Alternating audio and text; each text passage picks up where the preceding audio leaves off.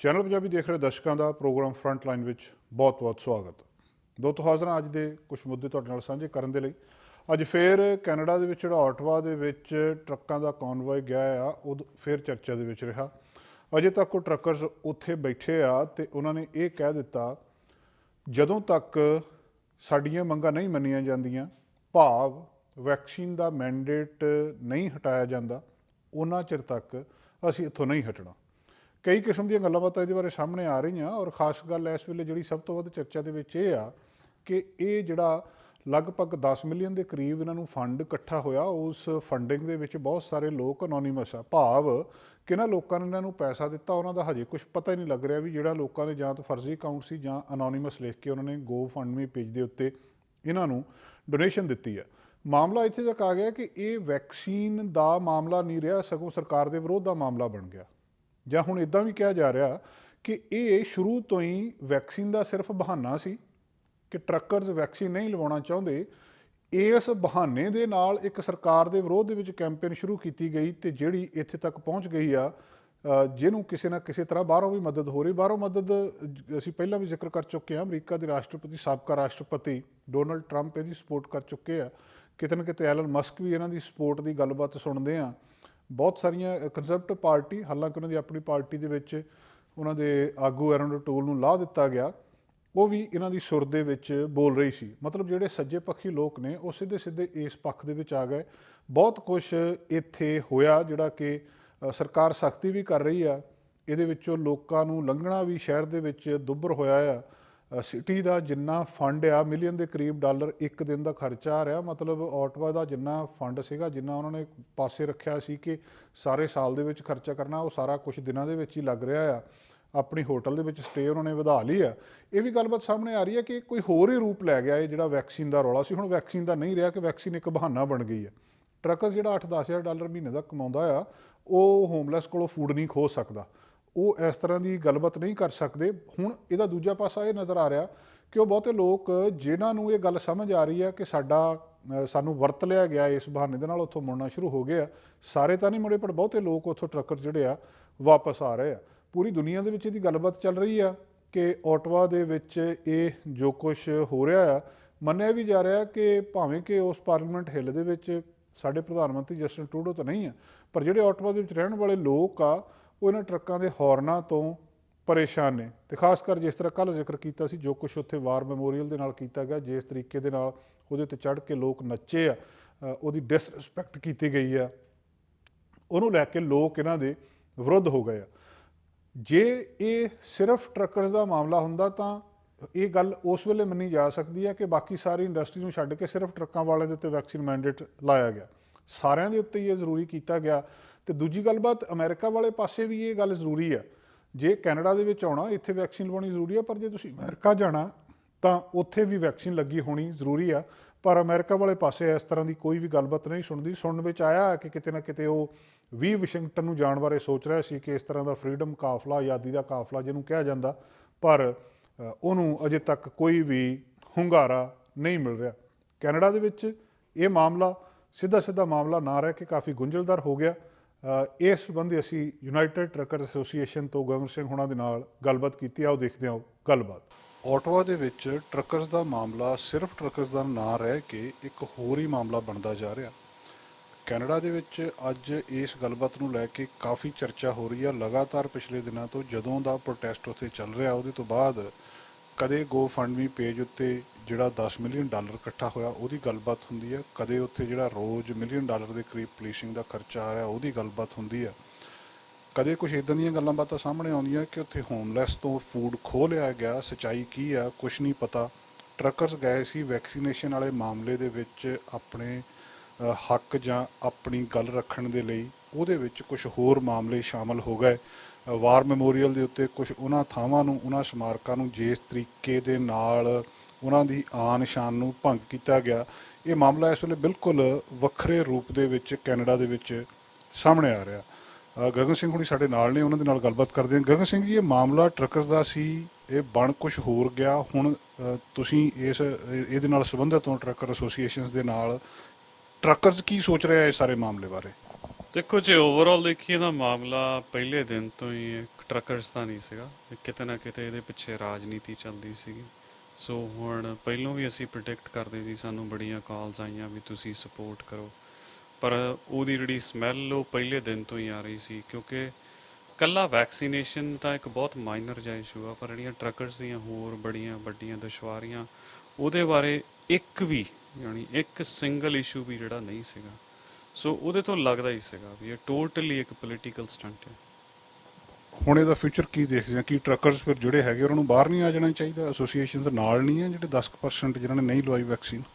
ਦੇਖੋ more over ਜਿੰਨੀਆਂ ਕੁ ਰੈਪਿਊਟਡ ਐਸੋਸੀਏਸ਼ਨਸ ਆ, ਚਾਹੇ ਉਹ ਟੋਰਾਂਟੋ ਦੀਆਂ, ਚਾਹੇ BC ਦੀਆਂ, ਜਾਂ ਆਪਣੀ ਪੰਜਾਬੀ ਭਾਈਚਾਰੇ ਨਾਲ ਕੋਈ ਵੀ ਐਸੋਸੀਏਸ਼ਨ ਉਹਨਾਂ ਦੇ ਨਾਲ ਨਹੀਂ, ਇਹ ਤਾਂ ਇੱਕ ਇੰਡੀਵਿਜੂਅਲ ਗਰੁੱਪ ਇਕੱਠਾ ਹੋਇਆ।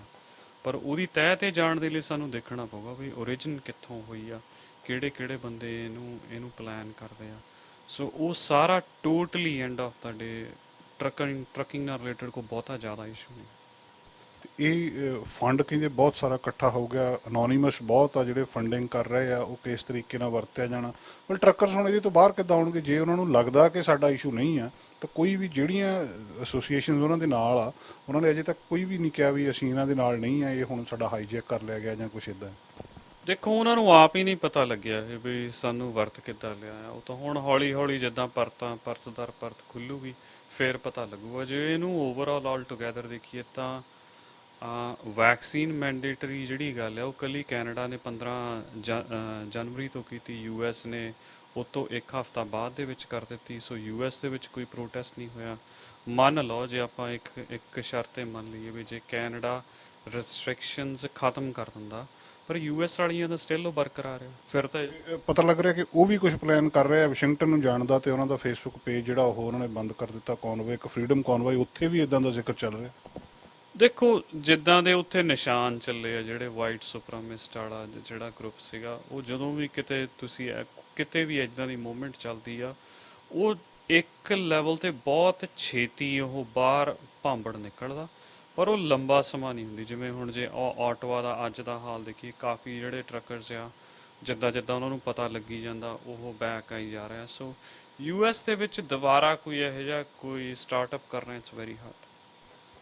ਪੁਰਾਣੇ ਰਾਸ਼ਟਰਪਤੀ ਟਰੰਪ ਸਪੋਰਟ ਕਰ ਰਹੇ ਆ, ਐਲਨ ਮਸਕ ਕਹਿੰਦੇ ਕਿਤੇ ਨਾ ਕਿਤੇ ਹੱਕ ਜਾਏ। ਦੇਖੋ ਕਰਦੇ ਜ਼ਰੂਰ ਹੋਣਗੇ, ਪਰ ਜਦੋਂ ਕੋਈ ਹੈਲਥ ਦੀ ਗੱਲ ਆਉਂਦੀ ਆ ਸੋ ਉਹਦੇ ਲਈ ਬੜੇ ਆ। ਜੇ ਹੁਣ ਡੋਨਲਡ ਟਰੰਪ ਉਹਨਾਂ ਦੀ ਗੱਲ ਕਰੀਏ, ਉਹਨਾਂ ਦੀ ਹਾਰ ਦਾ ਸਭ ਤੋਂ ਵੱਡਾ ਕਾਰਨ ਇਹ ਸੀਗਾ। ਜੇ ਮੰਨ ਲਓ ਇੱਥੇ ਦੀ ਵੀ ਗੱਲ ਕਰੀਏ, ਕਿਤੇ ਨਾ ਕਿਤੇ ਜਿਹੜਾ ਹੈਲਥ ਵਾਲਾ ਇਸ਼ੂ ਆ, ਚਾਹੇ ਅਸੀਂ ਬਹੁਤਾਤ ਅਸੀਂ ਵੈਕਸੀਨੇਸ਼ਨ ਨਾਲ ਚਾਹੇ ਨਹੀਂ ਵੀ ਸਹਿਮਤ, ਪਰ ਓਵਰਆਲ ਆਲ ਟੁਗੈਦਰ ਜੋ ਪੂਰੇ ਵਰਲਡ ਦੇ ਵਿੱਚ ਜੋ ਹੈਲਥ ਬਾਰੇ ਜੋ ਇਸ਼ੂਜ਼ ਚੱਲ ਰਹੇ ਆ ਉਹਨਾਂ ਨੂੰ ਆਪਾਂ ਕਿਤੇ ਦਰਕਿਨਾਰ ਨਹੀਂ ਕਰ ਸਕਦੇ। ਸੋ ਜੇ ਮੰਨ ਲਓ ਐਲਨ ਮਸਕ ਹੁਣੀ ਬੜੇ ਵੋਕਲ ਆ, ਪਰ ਉਹਦਾ ਮਤਲਬ ਇਹ ਨਹੀਂ ਵੀ ਉਹ ਜਿਹੜੀ ਵੀ ਉਹ ਗੱਲ ਕਹਿੰਦੇ ਉਹ ਸਹੀ ਹੈ। ਜਿਹੜੇ ਆਮ ਜਿਹੜੇ ਸਾਡੇ ਪੰਜਾਬੀ ਦਰਸ਼ਕ ਨੇ ਉਹਨਾਂ ਦੇ ਵਿੱਚ ਇਹ ਸਵਾਲ ਆ ਕਿ ਸਾਡੇ ਪੰਜਾਬੀ ਲੋਕ ਵੀ ਇਹਦੇ ਵਿੱਚ ਸ਼ਾਮਲ ਨੇ ਜਾਂ ਕੋਈ ਐਸੋਸੀਏਸ਼ਨ ਜਾਂ ਇਸ ਤਰੀਕੇ ਦੇ ਨਾਲ ਇਹ ਟਰੱਕਾਂ ਦੇ ਕਾਫਲੇ ਵਿੱਚ? ਪੰਜਾਬੀ ਐਸੋਸੀਏਸ਼ਨਸ ਦੇ ਹਿਸਾਬ ਨਾਲ ਮੈਨੂੰ ਤਾਂ ਕਿਸੇ ਬਾਰੇ ਨਹੀਂ ਪਤਾ, ਪਰ ਹਾਂ ਕੁਛ ਇੱਕ ਇੰਡੀਵਿਜੂਅਲਸ ਜਿਹੜੇ ਆ ਉਹ ਵੀ ਇੱਕ ਐਜ਼ ਏ ਸਿਰਫ ਇਸ ਗੱਲ ਨੂੰ ਜ਼ਰੂਰ ਗਿਆ ਵੀ ਸਾਨੂੰ ਐਜ਼ ਏ ਟਰੱਕਰ ਜਾਣਾ ਚਾਹੀਦਾ। ਪਰ ਜਦੋਂ ਉਹਨਾਂ ਨੂੰ ਵੀ ਅਸਲੀਅਤ ਦਾ ਪਤਾ ਲੱਗਦਾ ਆ, ਕੋਈ ਵੀ ਮੇਰੇ ਹਿਸਾਬ ਦੇ ਨਾਲ ਅੱਜ ਦੀ ਡੇਟ ਦੇ ਵਿੱਚ ਕੋਈ ਪੰਜਾਬੀ ਨਹੀਂ ਹੈਗਾ। ਪਰ ਹਾਂ ਉਹ ਫੇਰ ਹੋਣਾ ਸੀਗਾ ਜੇ ਟਰੱਕਰਸ ਦੇ ਸਾਰੇ ਕੰਸੋਲੀਡੇਟਡ ਇਸ਼ੂਜ਼ ਹੁੰਦੇ, ਫਿਰ ਅਸੀਂ ਵੀ ਵਿੱਚ ਇਨਵੋਲਵ ਹੁੰਦੇ। ਅਸੀਂ ਫਕਰ ਕਰਦੇ ਵੀ ਅਸੀਂ ਆਪਣੀ ਕਮਿਊਨਿਟੀ ਲਈ ਕੁਝ ਕਰੀਏ, ਜਾਂ ਜਿਹੜੀਆਂ ਸਾਡੀਆਂ ਦੁਸ਼ਵਾਰੀਆਂ ਰੋਜ਼ ਅਸੀਂ ਤੰਗੀਆਂ ਤਰੁੱਟੀਆਂ ਉਹਨਾਂ ਨੂੰ ਖਤਮ ਕਰੀਏ। ਪਰ ਉਹਨਾਂ ਦੇ ਵਿੱਚੋਂ ਕੋਈ ਇੱਕ ਵੀ ਇਸ਼ੂ ਨਹੀਂ ਸੀਗਾ। ਈਵਨ ਤੁਸੀਂ ਇਹ ਦੇਖੋ ਵੀ ਸਾਨੂੰ 8 ਸਾਲ ਹੋ ਗਿਆ ਐਸੋਸੀਏਸ਼ਨ ਨੂੰ ਮੈਨੇਜ ਕਰਦਿਆਂ ਨੂੰ।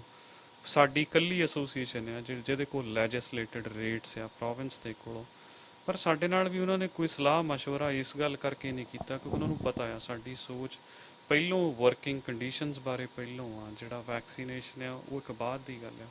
ਉਹਨਾਂ ਨੇ ਇਸੇ ਕਰਕੇ ਨਹੀਂ ਕੀਤਾ। ਸੋ ਜੇ ਇਹਨੂੰ ਓਵਰਆਲ ਨਟਸ਼ੈਲ ਦੇਖੀਏ, ਇੱਕ ਬਿਲਕੁਲ ਪੋਲੀਟੀਕਲ ਮੂਵ ਸੀਗੀ। ਸੋ ਉਹ ਵੱਧ ਤੋਂ ਵੱਧ ਇੱਕ ਹਫ਼ਤਾ ਚੱਲੂ, ਉਸ ਤੋਂ ਵੱਧ ਨਹੀਂ ਹੋਣਾ।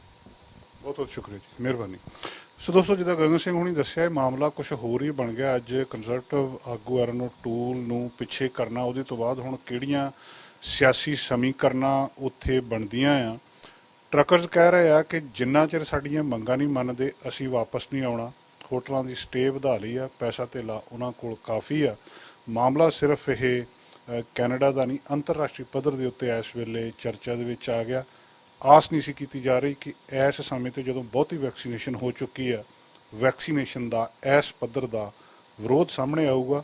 ਕੀ ਇਹ ਸਿਰਫ ਵੈਕਸੀਨੇਸ਼ਨ ਦਾ ਵਿਰੋਧ ਆ ਜਾਂ ਮਾਮਲਾ ਪੋਲੀਟੀਕਲੀ ਕਿਸੇ ਹੋਰ ਪਾਸੇ ਨੂੰ ਜਾਂਦਾ। ਕੈਮਰਾਮੈਨ ਅਮਿਤ ਪਨੇਸਰ ਨਾਲ ਜਸਕਰਨ, ਚੈਨਲ ਪੰਜਾਬੀ, ਸਰੀ। ਓਮਿਕਰੋਨ ਵੇਰੀਐਂਟ ਬਾਰੇ ਕਈ ਗੱਲਾਂ ਬਾਤਾਂ ਸਾਹਮਣੇ ਆਈਆਂ ਸੀ। ਇਹਦੇ ਹੋਰ ਵੇਰੀਐਂਟ ਆ ਗਿਆ, ਇੱਕ ਹੋਰ ਸਬ ਵੇਰੀਐਂਟ ਦੱਸਦੇ ਓਮਿਕਰੋਨ ਦਾ ਸਾਹਮਣੇ ਆ ਗਿਆ। ਉਹਦੇ ਨਾਲ ਵੈਕਸੀਨ ਦਾ ਇਹਦੇ ਉੱਤੇ ਅਸਰ ਹੈਗਾ ਕਿ ਨਹੀਂ ਹੈਗਾ, ਇਹ ਵੀ ਸਵਾਲ ਜਿਹੜਾ ਆ ਬਹੁਤ ਵਾਰੀ ਉੱਠਿਆ ਸੀ।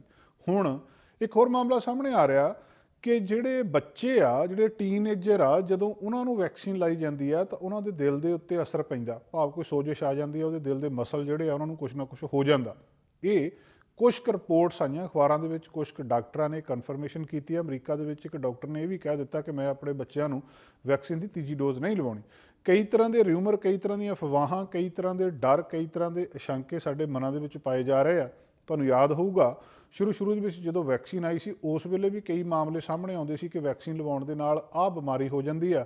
ਫਿਰ ਉਹਨਾਂ ਵੈਕਸੀਨਸ ਦਾ ਨਾਂ ਵੀ ਸਾਹਮਣੇ ਆਇਆ ਸੀ ਕਿ ਇਸ ਵੈਕਸੀਨ ਦੇ ਨਾਲ ਹੁੰਦੀ ਆ, ਪਰ ਹੌਲੀ ਹੁੰਦੀ ਉਹ ਬਹੁਤ ਘੱਟ ਸੀ। ਕੋਈ 10 ਲੱਖ ਦੇ ਵਿੱਚੋਂ ਇੱਕ ਬੰਦੇ ਨੂੰ ਜਿਹੜੀ ਕਿ ਵੈਸੇ ਵੀ ਹੋ ਸਕਦੀ ਸੀ, ਉਹਨਾਂ ਦਾ ਆਪਸ ਦੇ ਵਿੱਚ ਸੰਬੰਧ ਵੀ ਲੱਭਿਆ ਜਾਂਦਾ ਸੀ ਕਿ ਕੀ ਇਹ ਵੈਕਸੀਨ ਦੇ ਨਾਲ ਸਿਹਤ ਦੇ ਉੱਤੇ ਮਾੜਾ ਅਸਰ ਪਿਆ। ਪਰ ਹੁਣ ਤੱਕ ਜਿਹੜੀ ਗੱਲ ਸਾਨੂੰ ਸਮਝ ਆ ਚੁੱਕੀ ਆ ਉਹ ਇਹ ਆ ਕਿ ਵੈਕਸੀਨ ਦਾ ਹੋ ਸਕਦਾ ਕੋਈ ਇੱਕ ਦਾ ਨੁਕਸਾਨ ਵੀ ਹੋਵੇ, ਪਰ ਇਹਦੇ ਫਾਇਦੇ ਜ਼ਿਆਦਾ ਨੇ। ਤੇ ਜੇ ਕੋਵਿਡ ਹੋ ਜਾਵੇ ਉਹਦਾ ਸਿੱਧਾ ਨੁਕਸਾਨ ਆ। ਸੋ ਕੋਵਿਡ ਤੋਂ ਬਚਣ ਦਾ ਇੱਕੋ ਇੱਕ ਤਰੀਕਾ ਵੈਕਸੀਨ। ਇਸ ਵੈਕਸੀਨ ਨੂੰ ਲੈ ਕੇ ਹੁਣ ਸਵਾਲ ਉੱਠ ਰਿਹਾ ਬੱਚਿਆਂ ਦੇ ਮਾਮਲੇ ਵਿੱਚ।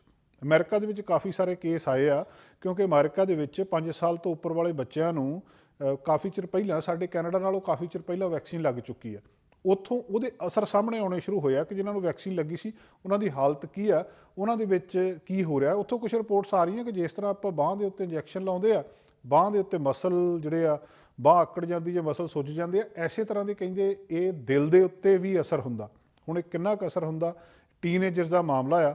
ਇੱਥੇ ਇਹ ਵੀ ਜ਼ਿਕਰਯੋਗ ਆ ਕਿ ਅਮਰੀਕਾ ਦੇ ਵਿੱਚ 6 ਮਹੀਨੇ ਦੇ ਬੱਚੇ ਤੋਂ ਲੈ ਕੇ 5 ਸਾਲ ਵਾਲੀ ਉਮਰ ਦੇ ਲਈ ਵੀ ਉਹਨਾਂ ਨੇ ਵੈਕਸੀਨ ਦੀ ਆਥੋਰਾਈਜੇਸ਼ਨ ਮੰਗੀ ਆ। ਕੈਨੇਡਾ ਦੇ ਵਿੱਚ ਵੀ ਰਿਪੋਰਟ ਕੁਝ ਦਿਨਾਂ ਦੇ ਵਿੱਚ ਸਾਹਮਣੇ ਆ ਜਾਣੀ ਆ।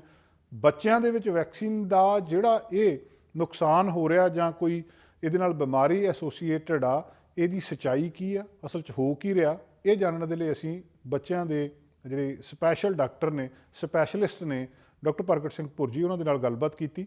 ਆਓ ਦੇਖਦੇ ਹਾਂ ਇਹ ਗੱਲਬਾਤ। ਬੱਚਿਆਂ ਦੇ ਵਿੱਚ ਵੈਕਸੀਨ ਨੂੰ ਲੈ ਕੇ ਕੁਝ ਸਵਾਲ ਉੱਠ ਰਹੇ, ਖਾਸ ਕਰ ਟੀਨਏਜਰਸ ਦੇ ਵਿੱਚ। ਵੈਕਸੀਨ ਲਵਾਉਣ ਦੇ ਨਾਲ ਪਤਾ ਲੱਗਿਆ ਕਿ ਕੁਝ ਦਿਲ ਦੀਆਂ ਬਿਮਾਰੀਆਂ ਲੱਗ ਰਹੀਆਂ। ਇਹ ਸੱਚਮੁੱਚ ਲੱਗ ਰਹੀਆਂ, ਸਿਰਫ ਅਫਵਾਹ ਆ? ਕੋਵਿਡ ਦੇ ਨਾਲ ਦਿਲ ਦੀਆਂ ਕੁਝ ਬਿਮਾਰੀਆਂ ਲੱਗਦੀਆਂ। ਅੱਜ ਇਹ ਪ੍ਰਮੁੱਖ ਖਬਰ ਜਿਹੜੀ ਸਾਹਮਣੇ ਆਈ ਆ, ਇਹਦੇ ਬਾਰੇ ਅਸੀਂ ਗੱਲਬਾਤ ਕਰਨ ਲਈ ਬੱਚਿਆਂ ਦੇ ਮਾਹਰ ਡਾਕਟਰ ਪ੍ਰਗਟ ਸਿੰਘ ਭੁਰਜੀ ਹੋਣਾ ਕੋਲ ਆਏ ਹਾਂ। ਡਾਕਟਰ ਸਾਹਿਬ, ਗੱਲਬਾਤ ਪਤਾ ਲੱਗ ਰਹੀ ਕੋਈ ਦਿਲ ਦੀਆਂ ਸਮੱਸਿਆਵਾਂ ਆ ਰਹੀਆਂ ਵੈਕਸੀਨ ਲਵਾਉਣ ਦੇ ਨਾਲ ਟੀਨਏਜਰਸ ਦੇ ਵਿੱਚ, ਮਾਮਲਾ ਕੀ ਹੈ ਜੀ? ਦੇਖੋ, ਇਹਨੂੰ ਅਸੀਂ ਕਹਿ ਰਹੇ ਹਾਂ ਮਾਇਓਕਾਰਡਾਈਟਿਸ। ਜਿੱਦਾਂ ਸਾਡਾ ਦਿਲ ਹੁੰਦਾ ਉਹਦੇ 3 ਲੇਅਰ ਆ। ਬਾਹਰਲਾ ਹੁੰਦਾ ਪੈਰੀਕਾਰਡੀਅਮ, ਜਿਹੜੇ ਇੱਕ ਪਤਲੀ ਪਰਤ ਹੁੰਦੀ ਆ। ਫਿਰ ਮਾਇਓਕਾਰਡੀਅਮ ਮੀਨਸ ਜਿਹੜਾ ਮੇਨ ਮਸਲ ਹਾਰਟ ਦਾ, ਜਿਹਨੇ ਪੰਪ ਕਰਨਾ। ਔਰ ਅੰਦਰ ਹੁੰਦਾ ਐਂਡੋਕਾਰਡੀਅਮ, ਜਿਹੜਾ ਅੰਦਰਲਾ ਲੇਅਰ ਆ। ਜਿੱਦਾਂ ਹੁਣ ਸਾਡੀ ਆ ਮਸਲਸ ਹੈਗੇ, ਉਹਦਾ ਹਾਰਟ ਦੀ ਵੀ ਮਸਲ ਹੈ। ਹਾਰਟ ਸਾਡਾ ਇੱਕ ਪੰਪ ਹੈ ਜਿਹਨੇ ਖੂਨ ਨੂੰ ਪੰਪ ਕਰਨਾ ਤਾਂ ਕਿ ਸਾਰੀ ਬੋਡੀ ਨੂੰ ਸਾਡੇ ਖੂਨ ਦੇ ਵਿੱਚ ਆਕਸੀਜਨ ਅਤੇ ਹੋਰ ਜਿਹੜੀ ਚੀਜ਼ਾਂ ਚਾਹੀਦੀਆਂ ਮਿਲਣ। ਸੋ ਸਾਡਾ ਜਿਹੜਾ ਡੇਟਾ ਹੈਗਾ ਦਸੰਬਰ ਦੇ ਐਂਡ ਤੱਕ ਜਿਹੜਾ ਰਿਵਿਊ ਹੋਇਆ children's hospital, doctor Kevin Harris ਜਿਹੜੇ ਲੀਡ ਕਾਰਡੀਓਲੋਜਿਸਟ, ਉਹ ਮੇਰੇ ਮਿੱਤਰ, ਅਸੀਂ ਇਕੱਠੀ ਟ੍ਰੇਨਿੰਗ ਕਰਦੇ ਸੀ। ਮੈਂ ਐਕਚੁਅਲੀ ਉਹਨਾਂ ਦੇ ਨਾਲ ਹੁਣ ਫੋਨ 'ਤੇ ਵੀ ਗੱਲ ਕਰਕੇ ਹਟਿਆ ਸੀ। ਉਹ ਕਹਿੰਦਾ ਵੀ ਹਾਂ ਉਹਨਾਂ ਨੇ ਦੇਖਿਆ, ਲੇਕਿਨ ਉਹਦੇ ਨੰਬਰ ਬਹੁਤ ਘੱਟ ਆ। ਅਗਰ ਆਪਾਂ 1 ਲੱਖ ਡੋਜ਼ ਲਾਈਏ ਹੈ ਨਾ mRNA ਦਾ, ਭਾਵੇਂ ਉਹ ਫਾਈਜ਼ਰ ਜਾਂ ਮੋਡਰਨਾ, ਅਤੇ 1.5 ਉਹਦੇ ਵਿੱਚੋਂ % ਆਪਾਂ ਕਹਿ ਸਕਦੇ ਹਾਂ ਵੀ 1.5 ਜਾਂ 2 ਅੱਕਾ ਪੱਕਾ ਲੈ ਲਈਏ। ਸੋ ਉਹਦੇ ਵਿੱਚ ਇਹ ਹੁੰਦਾ ਵੀ ਇਹ ਟੀਨੇਜਰ ਮੁੰਡੇ ਆ ਖਾਸ ਕਰਕੇ, ਔਰ ਉਹਨਾਂ ਦੀ ਸਟੱਡੀ 12 ਤੋਂ 18 ਸਾਲ ਦੀ ਸੀ। ਲੇਕਿਨ ਜਿਹੜਾ ਅਮਰੀਕਨ ਡੇਟਾ ਆ, ਉਹਨਾਂ ਨੇ ਸਟੱਡੀ ਆਪਣੀ 12 ਤੋਂ 30 ਸਾਲ ਦੀ ਰੱਖੀ ਸੀ। ਉਹਦੇ ਜਿਹੜਾ ਅਮਰੀਕਾ ਦਾ ਸੈਂਟਰ ਫॉर ਡਿਜ਼ੀਜ਼ ਕੰਟਰੋਲ ਕਹਿੰਦਾ ਵੀ 10 ਆਊਟ ਆਫ 100,000 ਉਹਨਾਂ ਦੇ ਕੇਸਿਸ ਹੋਏ ਆ। ਸਾਡੇ 1.5 ਸੋ ਫਾਰ ਹੈਗਾ। ਲੇਕਿਨ ਸਾਡੇ ਤੁਹਾਨੂੰ ਪਤਾ ਵੀ ਜਿਹੜੇ ਟੀਕੇ ਆ ਉਹ ਥੋੜੇ ਲੇਟ ਲੱਗਣੇ ਸ਼ੁਰੂ ਹੋਏ ਸੀ ਅਮਰੀਕਾ 'ਚ। 6 ਮਹੀਨੇ ਪਹਿਲੋਂ ਹੀ ਉਹਨਾਂ ਨੇ 12 ਸਾਲ ਤੇ ਟੀਨੇਜਰਸ ਨੂੰ ਲਾਣੇ ਸ਼ੁਰੂ ਕਰਤੇ ਸੀ। ਡਾਕਟਰ ਸਾਹਿਬ ਇੱਕ ਗੱਲ ਇੱਥੇ ਪੁੱਛਣਾ ਚਾਹੁੰਦਾ, ਇਹਦਾ ਮਤਲਬ ਇਹ ਹੈ ਅਮਰੀਕਾ ਦੇ ਵਿੱਚ ਜੇਕਰ 1 ਲੱਖ ਬੱਚੇ ਨੂੰ ਉਹ ਟੀਕਾ ਵੈਕਸੀਨ ਲੱਗੀ ਆ, ਉਹਨਾਂ ਦੇ ਵਿੱਚੋਂ 10 ਨੂੰ ਹੋ ਰਿਹਾ, ਜੇ ਉਹ ਨਾ ਲੱਗਦੀ ਤਾਂ ਫਿਰ ਉਹਨਾਂ 10 ਨੂੰ ਨਹੀਂ ਹੋਣਾ ਸੀ? ਦੇਖੋ ਅਗਰ ਟੀਕਾ ਨਹੀਂ ਲੱਗਦੇ ਤੇ ਫਿਰ ਉਹ ਬੱਚੇ ਬਿਲਕੁਲ ਹੈਲਦੀ ਸੀ, ਉਹਨਾਂ ਦਾ ਹਾਰਟ ਬਿਲਕੁਲ ਠੀਕ ਸੀ। ਲੇਕਿਨ ਮੈਂ ਉਹ ਜ਼ਿਕਰ ਕੀਤਾ ਵੀ ਅਮਰੀਕਾ, ਮੈਂ ਹੁਣ ਡੇਟਾ ਹੀ ਜਿਹੜਾ ਪ੍ਰਕਾਸ਼ਿਤ ਹੋਇਆ ਉਹ ਤੋਂ ਪੁੱਲ ਕਰਕੇ ਦੇਖਿਆ ਵੀ ਅਨਸੁਖਾਵੀ ਘਟਨਾ ਫਿਰ ਵੀ ਨਹੀਂ ਵਾਪਰੀ। ਉਹਨਾਂ ਨੂੰ ਛਾਤੀ ਤੇ ਦਰਦ ਹੋਇਆ, ਕਈਆਂ ਨੂੰ ਸਾਹ ਲੈਣ 'ਚ ਔਖਿਆਈ ਹੋਈ, ਕਈਆਂ ਨੂੰ ਹਸਪੀਟਲ ਜਾਣਾ ਪਿਆ। ਹਸਪੀਟਲ ਉਹਨਾਂ ਨੇ ਦੇਖਿਆ ਵੀ ਅਲਟਰਾਸਾਊਂਡ ਜਿਹੜਾ ਆਪਾਂ ਐਕੋ ਕਰਦੇ ਵੀ ਇਹਨਾਂ ਦੀ ਹਾਰਟ ਦੀ ਮਸਲ ਥੋੜੀ ਸੁੱਜੀ ਆ। ਕਈਆਂ ਨੂੰ ਆਬਜ਼ਰਵੇਸ਼ਨ ਕੀਤਾ, ਕਈਆਂ ਨੂੰ ਦਾਖਲ ਵੀ ਕੀਤਾ, ਕਈਆਂ ਨੂੰ ਸ਼ਾਰਟ ਟਰਮ ਜਿੱਦਾਂ ਆਪਾਂ ਐਡਵਿਲ ਦਿੰਦੇ ਆ, ਟਾਈਲਨੋਲ ਦਿੰਦੇ ਆ, ਆਈਬੂਪ੍ਰੋਫਨ, ਉਹਦੇ ਨਾਲ ਹੀ ਠੀਕ ਹੋ ਗਏ। ਕਿਸੇ ਨੂੰ ਵੀ ਲੌਂਗ ਟਰਮ ਹਾਰਟ ਪ੍ਰੋਬਲਮ ਨਹੀਂ ਹੋਈ ਵੀ ਕੋਈ ਪਰਮਨੈਂਟ ਹਾਰਟ ਦੀ ਮਸਲ ਡੈਮੇਜ ਹੋ ਗਈ ਹੋਵੇ। ਜੇ ਡਾਕਟਰ ਸਾਹਿਬ ਕਿਸੇ ਨੂੰ ਕੋਵਿਡ ਹੋ ਜਾਵੇ, ਉਹਦੇ ਕਿੰਨੇ ਕੁ ਚਾਂਸ ਆ ਵੀ ਉਹਨੂੰ ਹਾਰਟ ਦੀ ਪ੍ਰੋਬਲਮ ਹੋਊਗੀ? ਇਹ ਬਹੁਤ ਅੱਛਾ ਸਵਾਲ ਤੁਸੀਂ ਜਸਕਰਨ ਜੀ ਪੁੱਛਿਆ। ਸਮਝੋ ਕਿਸੇ ਨੂੰ ਕੋਵਿਡ ਹੋ ਜਾਂਦਾ ਤਾਂ ਅਸੀਂ ਕਹਿੰਦੇ ਹਾਂ ਵੀ ਉਹਦੇ ਲੰਗਸ ਜਿਹੜੇ ਹੈਗੇ ਇਨਫਲੇਮ ਹੋ ਗਏ, ਸੋਜ ਹੋ ਗਈ ਵਗੈਰਾ, ਲੇਕਿਨ ਹਾਰਟ ਦੇ ਉੱਤੇ ਵੀ ਇਨਫਲੇਮੇਸ਼ਨ ਹੁੰਦਾ। 1 ਲੱਖ ਕੋਵਿਡ ਪਿੱਛੇ 1000 ਵਿਅਕਤੀ ਨੂੰ ਹਾਰਟ ਦੀ ਮਸਲ ਦੀ ਸੋਜ ਪੈਂਦੀ। ਅਗਰ ਤੁਸੀਂ ਦੇਖੋ ਖੁਦਾ ਨਾ ਖਾਸਤਾ ਅਸੀਂ ਹੁਣੇ ਡਰ ਤੋਂ ਰਹਿ ਜਾਈਏ ਵੀ ਨਹੀਂ ਬੱਚਿਆਂ ਨੂੰ ਨਹੀਂ ਲਾਉਣੀ, ਹੋਰ ਉਹਨਾਂ ਨੂੰ ਕੋਵਿਡ ਹੋ ਜਾਏ, ਤੇ ਉਹਨਾਂ ਦਾ ਰਿਸਕ ਆਲਮੋਸਟ 500 ਤੋਂ 1000 ਗੁਣਾ ਜ਼ਿਆਦਾ ਹੋ ਜਾਂਦਾ ਜਿਹੜਾ ਟੀਕਾ ਲਾਉਣ ਦੇ ਨਾਲ ਹੁੰਦਾ। ਔਰ ਫਿਰ ਮੈਂ ਦੱਸਿਆ ਸੀ ਵੀ ਸਾਡਾ ਜਿਹੜਾ ਡੇਟਾ ਕੈਨੇਡਾ ਦਾ, ਅਮਰੀਕਾ ਦਾ, ਇਹੀ 2 ਕੰਟਰੀਆਂ ਜਿਨ੍ਹਾਂ ਜ਼ਿਆਦਾ ਡੇਟਾ ਕਲੈਕਟ ਕੀਤਾ, ਉਹ ਦੱਸ ਰਹੀਆਂ ਹਾਂ ਮੰਨਦੇ ਆ ਵੀ ਇਹਦੀ ਦਰ ਵਧੀ ਆ, ਕਿਉਂਕਿ ਨੈਚੁਰਲੀ ਵੀ ਕੁਝ ਹੋਰ ਵਾਇਰਸਿਸ ਕਰਦੇ ਆ, ਲੇਕਿਨ ਉਹਦੀ ਦਰ 0.2 to 0.3 ਹੁੰਦੀ ਸੀ। ਸੋ ਵਾਧਾ ਤੇ ਹੋਇਆ। ਅਮਰੀਕਾ 'ਚ ਵੀ 0.3 to 0.5 ਹੁੰਦਾ ਸੀ, ਵਾਧਾ ਹੋਇਆ, ਮੰਨਦੇ ਆ। ਔਰ ਇਹ ਅਸੀਂ ਲਿੰਕ ਵੀ ਕਰਦੇ ਹਾਂ ਵੀ ਇਹ ਵੈਕਸੀਨ ਦੇ ਨਾਲ ਹੋਇਆ। ਲੇਕਿਨ ਵੈਕਸੀਨ ਲਾਉਣ ਦੇ ਬੈਨੀਫਿਟ ਜਿਹੜੇ ਹੈਗੇ ਵੀ ਤੁਹਾਨੂੰ ਨੈਚੁਰਲ ਕੋਵਿਡ ਨਾ ਹੋਵੇ। ਅਗਰ ਨੈਚੁਰਲ ਕੋਵਿਡ ਹੋ ਗਿਆ ਫਿਰ 1000 ਗੁਣਾ ਜ਼ਿਆਦਾ ਵੀ ਤੁਹਾਡੇ ਹਾਰਟ ਮਸਲ ਦੇ ਉੱਤੇ ਮਾਇਓਕਾਰਡਾਈਟਿਸ ਹੋ ਸਕਦੀ ਆ। ਇਹ ਸਾਰੇ ਬੱਚੇ ਰਿਕਵਰ ਕੀਤੇ, ਕਿਸੇ ਦੀ ਮੌਤ ਨਹੀਂ ਹੋਈ, ਕਿਸੇ ਨੂੰ ਲੌਂਗ ਟਰਮ ਹਾਰਟ ਡੈਮੇਜ ਨਹੀਂ ਹੋਇਆ, ਕਿਸੇ ਨੂੰ ਲੌਂਗ ਟਰਮ ਦਵਾਈ ਲੈਣ ਦੀ ਲੋੜ ਨਹੀਂ ਪਈ। ਸੋ ਇਸ ਲਈ ਅਸੀਂ ਫਿਰ ਵੀ ਕਹਾਂਗੇ ਵੀ ਵੈਕਸੀਨ ਲਾਉਣ। ਦੇਖੋ ਆਪਾਂ ਟਾਈਫਾਇਡ ਤੋਂ ਲਾਉਂਦੇ ਹਾਂ, ਅਸੀਂ ਪੋਲੀਓ ਤੋਂ ਲਾਉਂਦੇ ਹਾਂ, ਅਸੀਂ ਡਿਫਥੀਰੀਆ ਤੋਂ ਲਾਉਂਦੇ ਹਾਂ, ਅਸੀਂ ਟੈਟਨਸ ਤੋਂ ਲਾਉਂਦੇ ਹਾਂ। ਇਹ ਵੀ ਵੈਕਸੀਨ ਜਿਹੜਾ ਹੈਗਾ ਕੰਮ ਕਰਦਾ। ਹਾਂ ਥੋੜ੍ਹਾ ਬਹੁਤ ਜਿਹੜਾ ਸਾਨੂੰ ਸਾਹਮਣੇ ਡੇਟਾ ਆ ਰਿਹਾ ਤੁਹਾਡੇ ਲਈ ਅਸੀਂ ਸ਼ੇਅਰ ਕਰਦੇ ਹਾਂ, ਲੇਕਿਨ ਵੈਕਸੀਨ ਲਾਉਣ ਦੇ ਬੈਨੀਫਿਟ ਮੈਕਸੀਮਲੀ ਆਊਟਵੇ ਕਰਦੇ। ਜਿਹੜੇ ਮਿਨੀਮਲ ਇਹਦੇ ਸਾਈਡ ਇਫੈਕਟ ਆ ਉਹਦੇ ਵਿੱਚੋਂ ਜਿਹੜੇ ਟੀਨੇਜਰ ਬॉयਜ਼ ਦੀ ਆਪਾਂ ਗੱਲ ਕਰ ਰਹੇ ਹਾਂ ਮਾਇਓਕਾਰਡਾਈਟਿਸ ਦੀ। ਡਾਕਟਰ ਸਾਹਿਬ ਅਮਰੀਕਾ ਦੇ ਵਿੱਚ ਕਹਿੰਦੇ ਹੁਣ 6 ਮਹੀਨਿਆਂ ਤੋਂ ਏਜ ਤੋਂ ਲੈ ਕੇ 5 ਸਾਲ ਵਾਲਿਆਂ ਦੇ ਲਈ ਉਹਨਾਂ ਨੇ ਮੰਗਿਆ ਕਿ ਇਹਨਾਂ ਨੂੰ ਵੈਕਸੀਨ ਲਾਉਣ ਦੇ ਲਈ ਸਾਨੂੰ ਆਥੋਰਾਈਜ਼ ਕੀਤਾ ਜਾਵੇ। ਇੱਥੇ ਵੀ ਹੋ ਜੂਗੀ ਇਹ? ਬਿਲਕੁਲ ਹੋ ਜਾਊਗਾ। ਅਜੇ ਜਿਹੜਾ ਹੈਗੇ ਸਾਡੇ ਬੱਚੇ ਜਿਹੜੇ 5 ਸਾਲ ਤੋਂ 11 ਸਾਲ ਦੇ, ਉਹਨਾਂ ਦੇ ਪ੍ਰਾਇਮਰੀ ਹੀ ਜਿਹੜੇ 2 ਡੋਜ਼ ਦਾ ਜਿਹੜਾ ਹੈਗਾ ਟੀਚਾ ਚੱਲ ਰਿਹਾ, ਉਹਨਾਂ ਦੇ ਵੀ ਗਾਂ ਬੂਸਟਰ ਦੀ ਵਾਰੀ ਆਊਗੀ। ਔਰ ਸਾਡੇ ਸਾਰਿਆਂ ਨੂੰ ਲਗਭਗ 3rd ਡੋਜ਼ ਤਾਂ ਹੁਣ ਲੱਗ ਚੁੱਕੇ ਬ੍ਰਿਟਿਸ਼ ਕੋਲੰਬੀਆ 'ਚ, ਕੈਨੇਡਾ 'ਚ ਵੀ ਵੱਡੀ ਮਾਤਰਾ 'ਚ। ਕੈਨੇਡਾ ਇੱਕ ਵਾਹਿਦ ਕੰਟਰੀ ਹੈ ਜਿਹੜਾ 90% ਦੇ ਲਾਗੇ ਚੱਗੇ ਅੱਪੜ ਗਿਆ ਵੈਕਸੀਨੇਸ਼ਨ 'ਚ, ਔਰ ਬ੍ਰਿਟਿਸ਼ ਕੋਲੰਬੀਆ ਉਸ ਤੋਂ ਵੀ ਥੋੜ੍ਹਾ ਜਿਹਾ ਉੱਤੇ ਆ।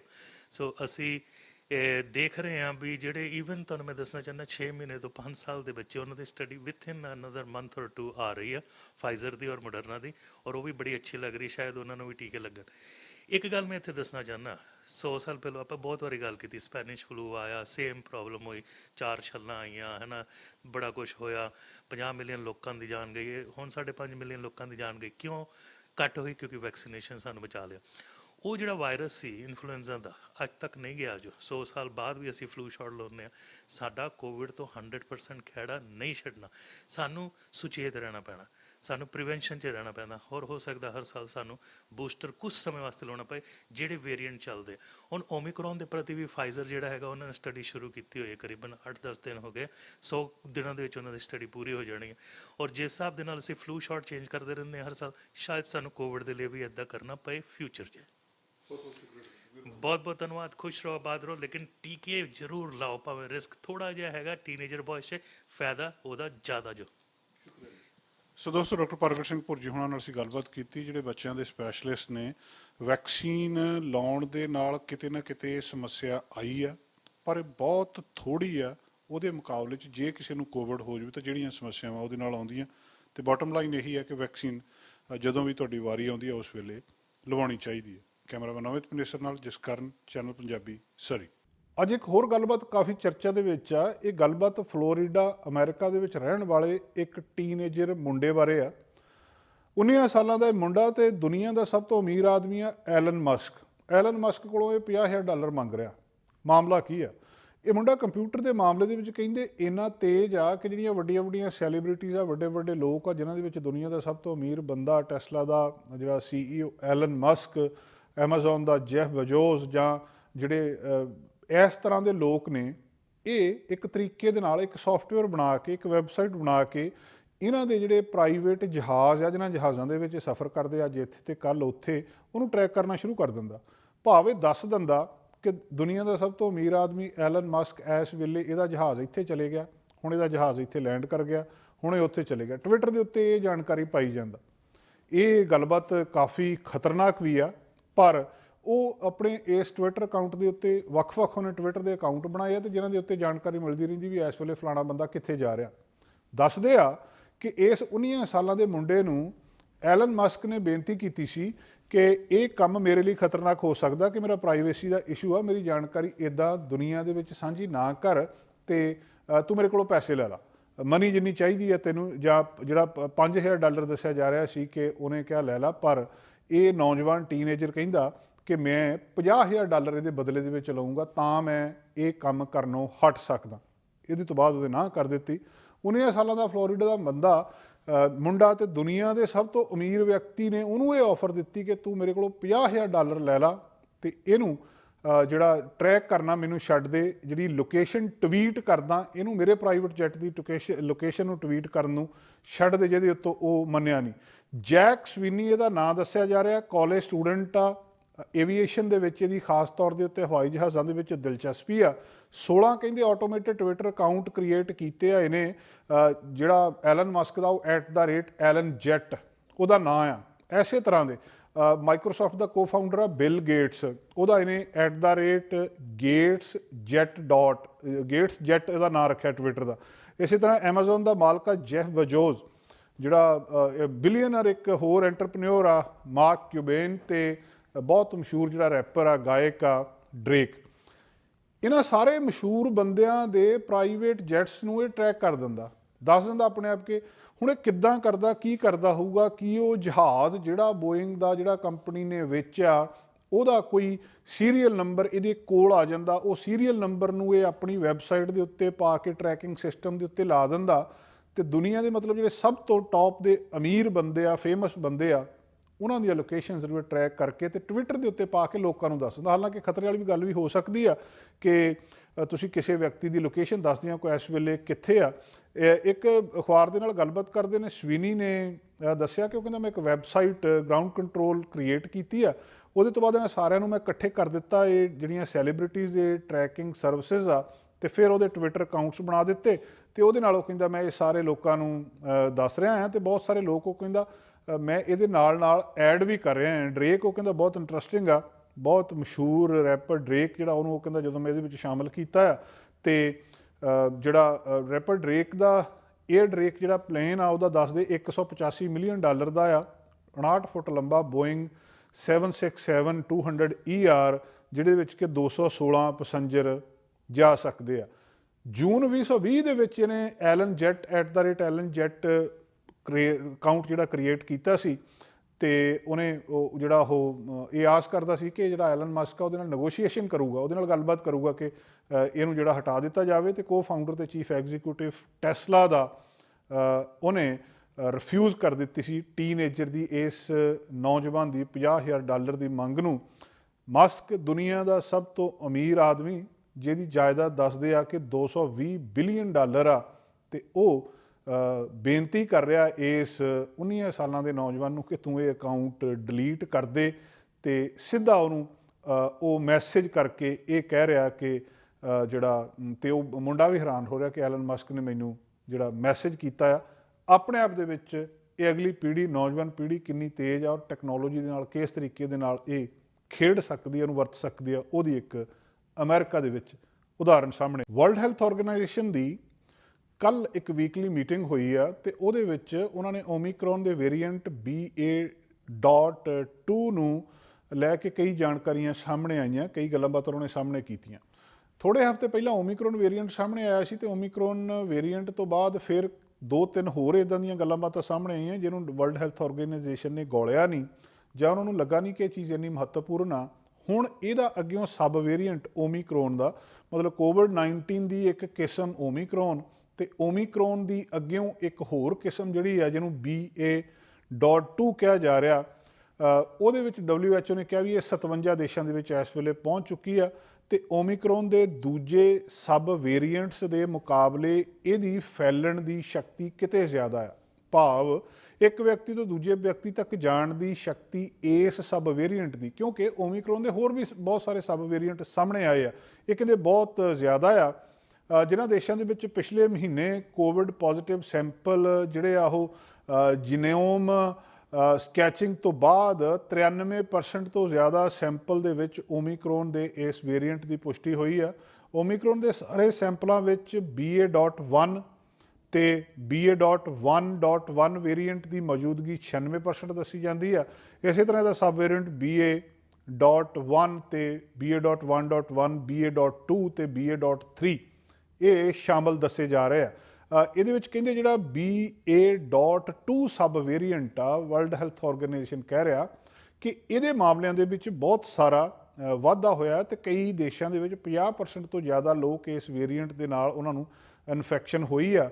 ਦੱਸਿਆ ਜਾ ਰਿਹਾ ਕਿ 10 ਹਫ਼ਤਿਆਂ ਦੇ ਵਿੱਚ 9 ਕਰੋੜ ਤੋਂ ਵੀ ਜ਼ਿਆਦਾ ਲੋਕ ਓਮੀਕਰੋਨ ਦੀ ਚਪੇਟ ਦੇ ਵਿੱਚ ਆਏ ਆ। ਹੁਣ ਲੋਕ ਇਸ ਗੱਲ ਤੋਂ ਡਰੇ ਆ ਕਿ ਲੋਕਾਂ ਨੂੰ ਇਹ ਨਹੀਂ ਸਮਝ ਆਉਂਦਾ ਕਿ ਓਮੀਕਰੋਨ ਕੀ ਆ, ਤੇ ਓਮੀਕਰੋਨ ਤੋਂ ਬਾਅਦ ਜਿਹੜੇ ਇਹ ਨਾਂ ਲਏ ਜਾ ਰਹੇ ਆ ਦੇ ਸਬ ਵੇਰੀਐਂਟਸ ਦੇ, ਇਹ ਕਿੰਨੇ ਕੁ ਖਤਰਨਾਕ ਨੇ, ਤੇ ਇਹਦਾ ਆਮ ਲੋਕਾਂ ਦੇ ਉੱਤੇ ਕੀ ਅਸਰ ਪਊਗਾ। ਕੀ ਇਹਦੇ ਨਾਲ ਕੋਵਿਡ-19 ਹੁਣ ਖਾਤਮੇ ਵੱਲ ਜਾ ਰਿਹਾ, ਜਾਂ ਜਿਹਦੇ ਹੋਰ ਵੇਰੀਐਂਟ ਆ ਰਿਹਾ, ਜਿਸ ਤਰ੍ਹਾਂ ਡੈਲਟਾ ਵੇਰੀਐਂਟ ਆਇਆ ਸੀ, ਫਿਰ ਓਮੀਕਰੋਨ ਵੇਰੀਐਂਟ ਆਇਆ, ਤੇ ਇਹਨਾਂ ਨੇ ਦੁਨੀਆ ਨੂੰ ਇੱਕ ਵਾਰੀ ਫੇਰ ਹਿਲਾ ਕੇ ਰੱਖ ਦਿੱਤਾ।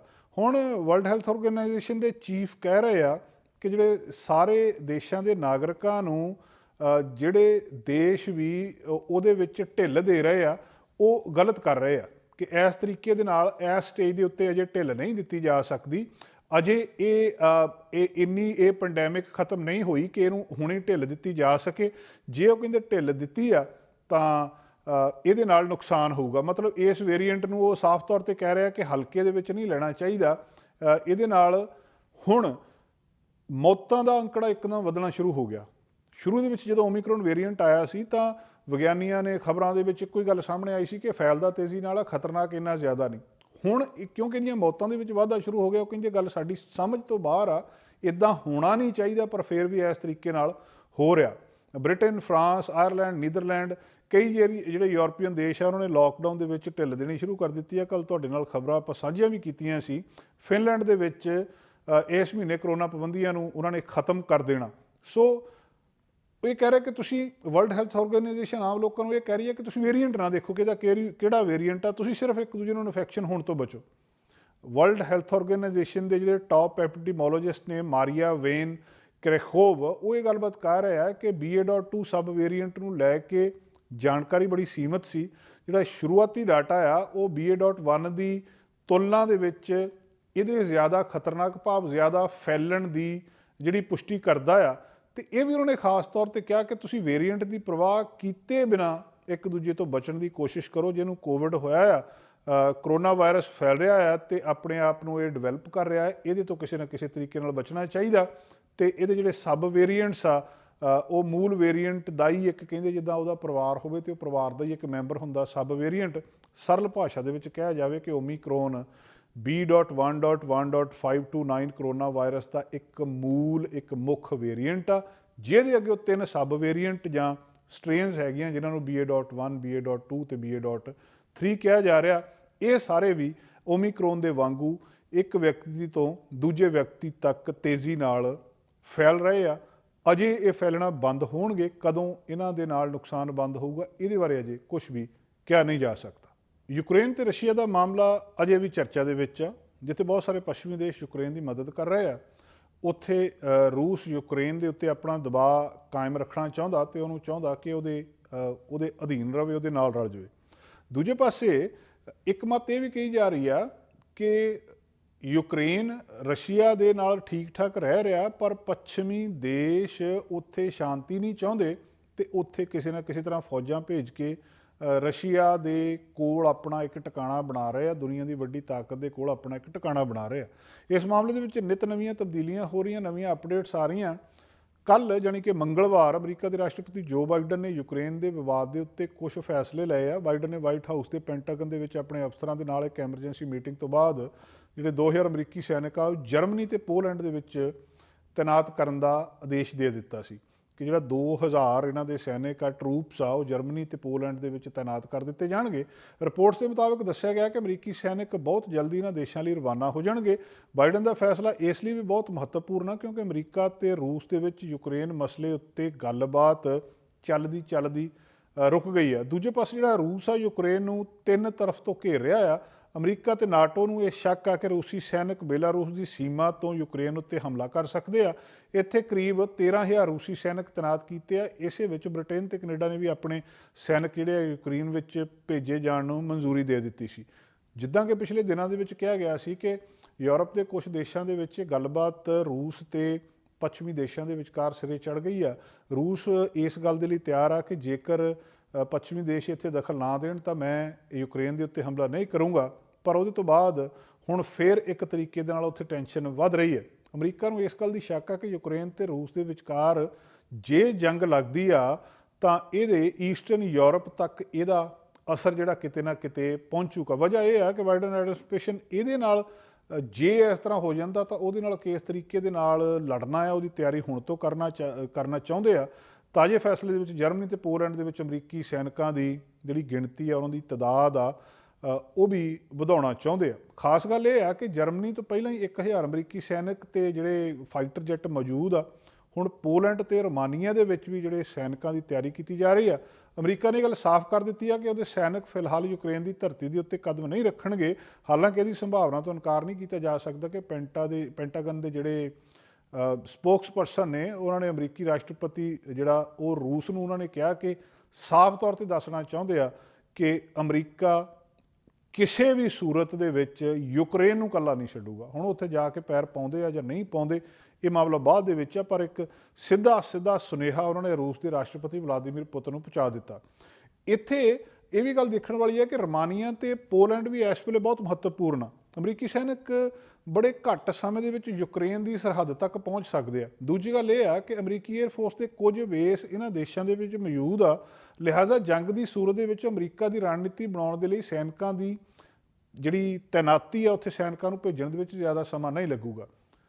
ਇੱਕ ਹੋਰ ਫੈਸਲਾ ਜਿਹੜਾ ਲਿਆ ਗਿਆ ਉਹਦੇ ਵਿੱਚ ਅੱਜ ਜਾਣੀ ਕਿ ਬੁੱਧਵਾਰ ਨੂੰ ਲਏ ਗਏ ਫੈਸਲੇ ਦੇ ਵਿੱਚ ਜਿਹੜਾ ਕੱਲ੍ਹ ਮੰਗਲਵਾਰ ਨੂੰ ਫੈਸਲਾ ਲਿਆ ਗਿਆ ਸੀ, ਪੈਂਟਾਗਨ ਨੇ ਇਹ ਗੱਲ ਸਾਫ਼ ਕਰ ਦਿੱਤੀ ਆ ਕਿ ਰੂਸ ਨੂੰ ਇਸ ਗੱਲ ਦੀ ਇਜਾਜ਼ਤ ਨਹੀਂ ਦਿੱਤੀ ਜਾ ਸਕਦੀ ਕਿ ਉਹਨਾਂ ਦੇ ਗੁਆਂਢੀ ਦੇਸ਼ ਤੇ ਨਾਟੋ ਦੇ ਜਿਹੜੇ ਦੂਜੇ ਹੈਗੇ ਆ ਉਹਨਾਂ ਦੇ ਉੱਤੇ ਦਬਾਅ ਉਹ ਬਣਾਵੇ। ਕਿਸੇ ਗੱਲ ਦਾ ਵੀ ਅਮਰੀਕਾ ਨੇ ਯੂਕਰੇਨ ਦੀ ਸੈਨਾ ਨੂੰ ਕਾਫੀ ਹਥਿਆਰ ਤੇ ਕੁਛ ਜਿਹੜੇ ਆ ਉਹ ਹਾਰਡਵੇਅਰ ਵੀ ਕਹਿੰਦੇ ਸਪਲਾਈ ਕੀਤੇ ਆ।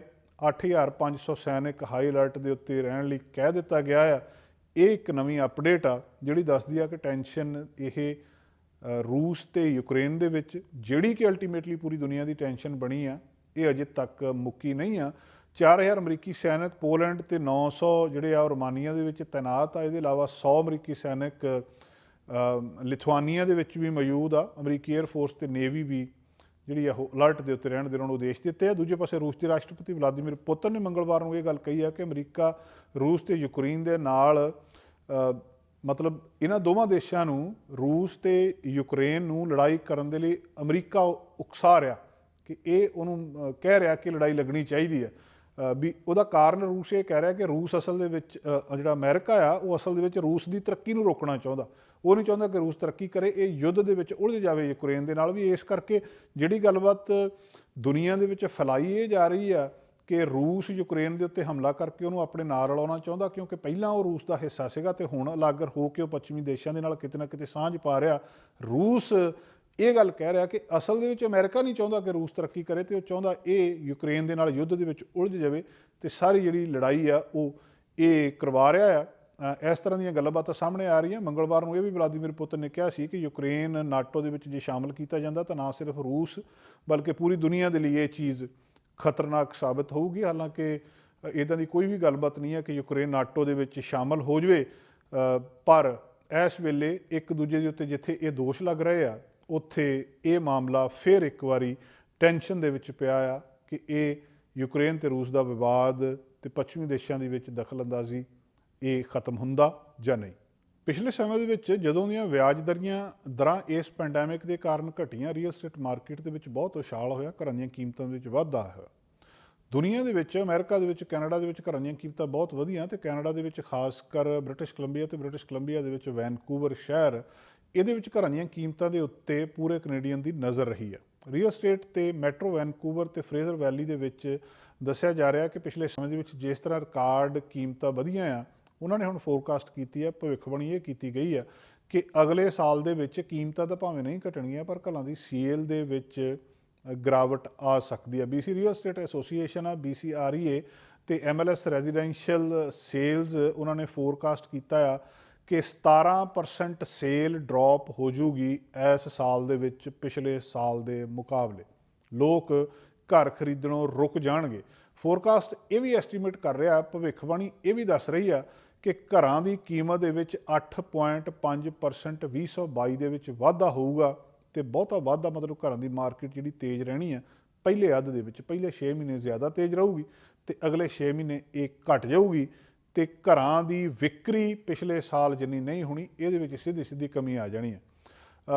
ਜਿਹੜੀ BC ਰੀਅਲ ਸਟੇਟ ਐਸੋਸੀਏਸ਼ਨ ਆ, ਉਹਦੇ ਚੀਫ ਇਕੋਨੋਮਿਸਟ ਨੇ ਬ੍ਰੈਂਡਨ ਔਗਮਟਸਨ, ਉਹਨਾਂ ਨੇ ਇਹ ਗੱਲ ਕਹੀ ਆ ਕਿ ਘਰਾਂ ਦੀ ਸੇਲ 2022 ਦੇ ਵਿੱਚ ਮੋਡਰੇਟ ਹੋ ਜਾਊਗੀ। ਜਿਹੜੀ 2021 ਦੇ ਵਿੱਚ ਬਹੁਤ ਜ਼ਿਆਦਾ ਸੀ, ਉਹਦੇ ਤੋਂ ਵਿੱਚ ਵਿਚਾਲਾ ਜਿਹਾ ਆ ਜਾਊਗਾ ਤੇ ਇਹ ਜਿਹੜੀ ਸੇਲ ਦੇ ਵਿੱਚ ਕਮੀ ਆ, ਘਰਾਂ ਦੀ ਵਿਕਰੀ ਦੇ ਵਿੱਚ ਕਮੀ ਆ, ਇਹ 2022 ਦੇ ਵਿੱਚ ਤਾਂ ਹੋਊਗੀ, 2023 ਤੱਕ ਵੀ ਇਸੇ ਤਰ੍ਹਾਂ ਜਾਰੀ ਰਹੂਗੀ, ਜਿਹੜੀ ਕਿ 12% 2023 ਦੇ ਵਿੱਚ ਹੁਣ ਤੋਂ ਹੀ ਦੱਸੀ ਜਾ ਰਹੀ ਹੈ। ਹਾਲਾਂਕਿ ਬਹੁਤ ਸਾਰੇ ਅੰਦਾਜ਼ੇ ਆ, ਪਰ ਕਿਉਂਕਿ ਸਾਰਾ ਰੀਅਲ ਸਟੇਟ ਦੇ ਅੰਕੜੇ ਇਹਨਾਂ ਨੂੰ ਪਤਾ ਹੁੰਦੇ, ਸਾਰੀ ਜਿਹੜੀ ਸੇਲ ਪਰਚੇਜ਼ ਆ ਇਹਨਾਂ ਦੇ ਥਰੂ ਹੁੰਦੀ ਆ, ਇਹ ਜ਼ਿਆਦਾ ਚੰਗੀ ਤਰ੍ਹਾਂ ਇਹਦੇ ਬਾਰੇ ਅੰਦਾਜ਼ਾ ਲਾ ਸਕਦੇ ਕਿ ਆਉਣ ਵਾਲੇ ਦਿਨਾਂ ਦੇ ਵਿੱਚ ਘਰਾਂ ਦੀਆਂ ਕੀਮਤਾਂ ਦਾ ਕੀ ਬਣਨਾ ਆ। ਸੋ ਭਾਵੇਂ ਕਿ ਇੱਕ ਪਾਸੇ ਲਗਾਤਾਰ ਇਹ ਕਿਹਾ ਜਾ ਰਿਹਾ ਕਿ ਇੰਟਰਸਟ ਰੇਟ ਜਿਹੜੇ ਉਹ ਵੱਧ ਜਾਣੇ ਆਉਣ ਵਾਲੇ ਦਿਨਾਂ ਦੇ ਵਿੱਚ ਤੇ ਉਹਦੇ ਨਾਲ ਘਰਾਂ ਦੀ ਕੀਮਤ ਘਟ ਸਕਦੀ ਆ, ਤੇ ਪਰ ਇਹ ਵੀ ਦੱਸਿਆ ਜਾ ਰਿਹਾ ਕਿ ਘਰਾਂ ਦੀ ਕੀਮਤ ਨਹੀਂ ਘਟਣੀ, ਘਰਾਂ ਦੀ ਸੇਲ ਜਿਹੜੀ ਆ ਉਹ ਕਿਸੇ ਨਾ ਕਿਸੇ ਤਰ੍ਹਾਂ ਘਟ ਸਕਦੀ ਆ। ਸੋ ਹੋਮ ਸੇਲ ਐਕਟੀਵਿਟੀ ਦੇ ਵਿੱਚ ਗਿਰਾਵਟ ਆਉਣ ਵਾਲੇ ਸਮੇਂ ਦੇ ਵਿੱਚ ਆ ਜਾਊਗੀ ਤੇ ਇਹ ਕਿਉਂਕਿ ਇੱਥੇ ਇੱਕ ਵੱਡੀ ਸਮੱਸਿਆ ਇਹ ਆ ਕਿ ਲੋਅਰ ਮੇਨਲੈਂਡ ਰੀਅਲ ਸਟੇਟ ਦੇ ਵਿੱਚ ਸਭ ਤੋਂ ਵੱਡੀ ਪ੍ਰੋਬਲਮ ਸਪਲਾਈ ਦੀ ਆ। ਜਿੰਨੇ ਲੋਕ ਘਰ ਲੈਣਾ ਚਾਹੁੰਦੇ ਆ ਉਨੇ ਘਰ ਮਾਰਕੀਟ ਦੇ ਵਿੱਚ ਮੌਜੂਦ ਨਹੀਂ। 2021 ਦੇ ਆਖਰ ਵਿੱਚ ਵੀ ਲੱਖਾਂ ਹੀ ਲੋਕ ਇਹੋ ਜਿਹੇ ਸੀ ਜਿਹੜੇ ਘਰ ਲੈਣਾ ਚਾਹੁੰਦੇ ਸੀ ਪਰ ਉਹਨਾਂ ਨੂੰ ਘਰ ਮਿਲੇ ਨਹੀਂ। ਉਹ 2022 ਦੇ ਵਿੱਚ ਵੀ ਹੁਣ ਘਰ ਲੈਣਾ ਚਾਹੁੰਣਗੇ।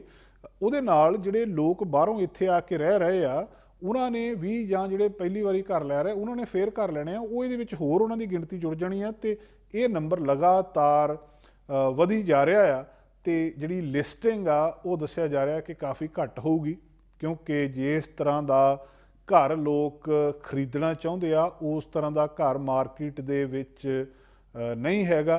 ਤੇ ਜਦੋਂ ਲੈਣ ਵਾਲੇ ਜ਼ਿਆਦਾ ਨੇ ਤੇ ਚੀਜ਼ਾਂ ਘੱਟ ਆ, ਭਾਵ ਘਰ ਘੱਟ ਆ, ਤਾਂ ਕੁਦਰਤੀ ਤੌਰ ਤੇ ਉਹਦੀ ਕੀਮਤ ਵੱਧ ਜਾਊਗੀ।